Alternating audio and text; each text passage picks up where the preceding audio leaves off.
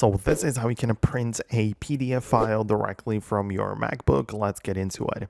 So I want you to locate that file in your Finder. So find it somewhere in your folders, select it, and then you can use a keyboard shortcut of Command plus P, right? So just Command P, that's what you click at the same time.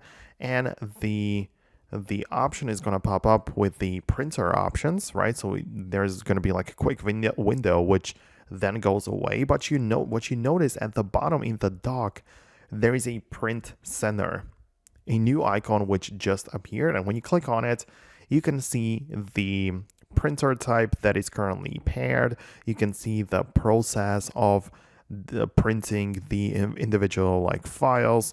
My printer is currently offline because I'm too far away from it, and you can see that you can manage the works right here, right? So I can just pause this process. I can click on X to stop it entirely, right? So this is basically how I can do this, right? So using this, I have the ability to control my printing process according to my needs.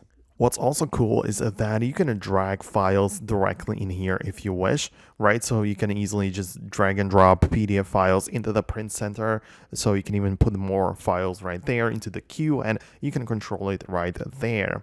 Of course, the print center is basically an app which you can also find in your launcher. So if you open up your all of the apps view and go to the other folder, you can find Print Center right there as a specific dedicated app. So you can go through that directly instead of using the Command P shortcut, right? So that's basically how it kind of works, right? So you can just print as many things as you wish.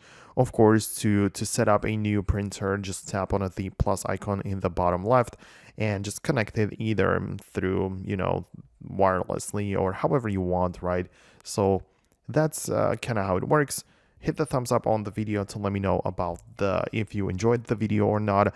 Subscribe for tutorials like these in the future, and I'll see you in the next video.